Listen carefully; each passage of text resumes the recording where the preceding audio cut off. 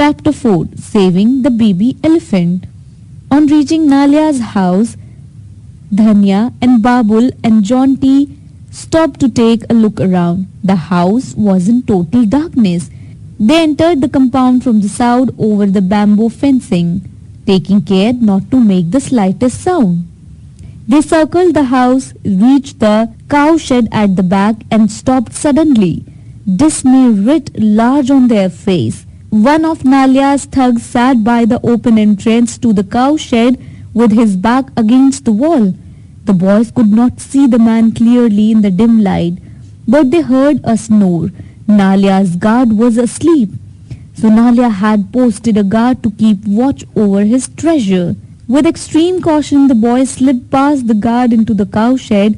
Jaunty switched on his torch and probed the interior. On the left side of the shed sat two massive bulls with a pile of hay in front of them. The bulls were chewing the hay and showed no reaction to the sudden appearance of the boys.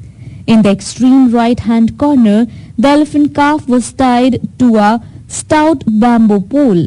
Its fore and hind legs were hobbled with ropes, and rope around its neck was tied to the pole.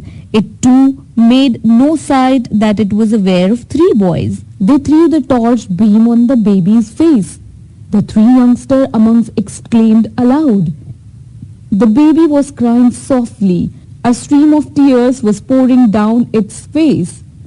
The boys tiptoed up to the elephant calf and gently stroked its back. Babul wiped its tears with the end of his shirt. The calf responded by curling its trunk around the boy in a gesture of affection. From the belt round his waist, Jaunty brought out a covered knife with a wooden handle. Such knife used to chop betel nut are common in every household in the region. Dhanya too was armed with a similar knife. Together they hacked on the loops of the rope to give the cut ends a frayed look. To have cut the ropes cleanly would have given the game away. They wanted to give the impression that the baby had succeeded in snapping its fetters and had escaped without any outside help. Strangely enough, the elephant calf offered no resistance. It was as if it had sensed the boys were there to help. Babul kept stroking its back to soothe it. Just then one of the bulls, which had so far taken no interest in the proceeding, let out of a loud bellow. Outside, the guard woke up, muttered something and jumped to his feet. The boys were totally exposed. The empty shed offered no cover. Set the baby free, Jaunty said in a nervous whisper. He's your only chance. With a startled cry, the elephant calf shot off like an express train. It ran through the door and rammed straight into the guard, pushing him aside. The man, not quite sure what had hit him, let out a yell of alarm as he fell. He was, however, not hurt and was up in a second, dashing away the fleeing baby. The calf ran straight towards the gate. Finding it closed, it ran along the fencing and surrounded the compound.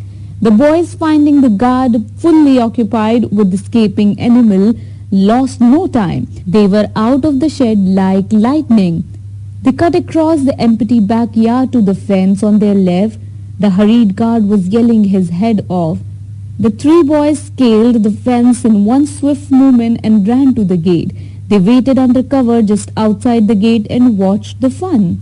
The elephant calf was leading the man on a merry chase. Escaped, escaped, the guard shouted as he ran. The elephant calf has escaped. Someone lit a lantern with the hut and the front door burst open. Nalia and two others rushed out and joined in the furious chase. Round and round the baby went with the men in hot pursuit. The walls of the hut were weak. Being made of sliced bamboo, the elephant calf did not know its own strength. It crashed straight into the wall, went through it as if it were made of paper, crashed through a couple of inner walls, hit the outer wall on the opposite side and rushed out of the house. Get the conky, the trained elephant. Nalia barked. We will have to rope the calf. We must do something, Babul said urgently. If they bring the conky, which they should have done in the first place, the calf doesn't stand a chance. Come, said Dhanya, I know a trick that might work. Dhanya put two fingers to his mouth and let out a piercing whistle. This was trick his father had taught him. The effect of the whistle on the baby elephant was effective. With great speed, it took off in the direction from which the whistle had come. It raced to the place where its three friends waited. The boy gave it a hurried but affectionate welcome. Then Babul and Dhanya led the baby elephant further into the sanctuary, while Jaunty stayed back to set up a trap for Nalia and his men. Dhanya and Babul, with the baby elephant in tow, had set a smart pace, but they had to slow down further ahead to find out the location of the mother elephant. As if to help them, the mother let out of a trumpet which sounded loud or clear. The baby recognized her call with a joyous squeal. It broke loose from the boys and rushed towards his mother across the open ground. The mother saw her calf and expressed her delight with a furious trumpet. The baby was safe now. The mother would protect it and Nalia would be in for a surprise. Arup Kumar Dutt.